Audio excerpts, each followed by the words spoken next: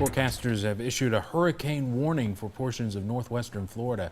The National Hurricane Center says Hermine is now a Category 1 hurricane, winds about 75 miles per hour as it continues to strengthen over the Gulf of Mexico and approaches the Sunshine State. Now it's expected to hit the coast by late tonight or early tomorrow.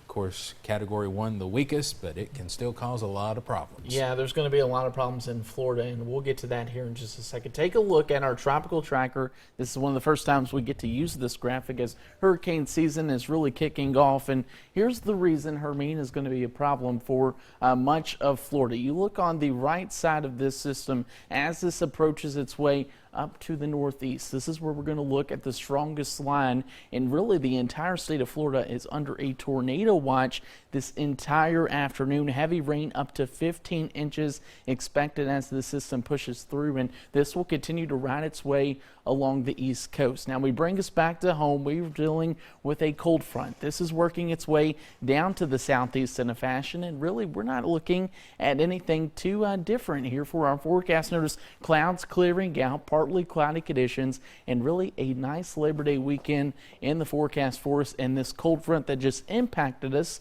might make Hermine go a little bit further east than expected. Now take a look at dew points. We're at 61-degree dew points in Moorhead, down to the south 65 in Middlesboro. We're starting to see more comfortable air work its way into the viewing area. That's the good news here. And look at temperatures. They're decreasing up there at 77 degrees. We're at 80 degrees in Jackson. As high temperatures really not going to go much more higher than that. And really your next 24 hours, patchy fog development by 4 a.m., clear conditions for 9, and we'll look at a nice, beautiful Friday and Friday night football tomorrow. Going to be absolutely perfect. Now, we're starting off a new month, so let's take a look at some of these monthly averages for you. The average high for September, 78 degrees. Your average low going to be in the upper 50s, and the average rainfall is going to be about half of what we experienced throughout August. And the good news that I think everyone can enjoy, the average number of days above 90 degrees, well, that's simply at 1.5. Now, the cold front's not going to provide any 90-degree days for us. This moves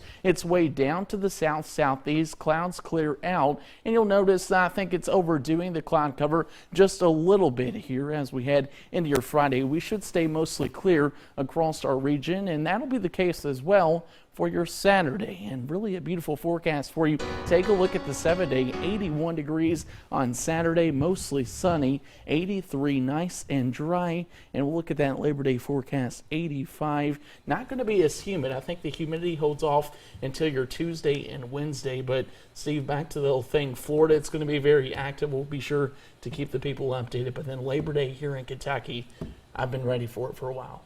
Better to be in Kentucky this Labor Day weekend. Yes, it is. Thank you, Andrew.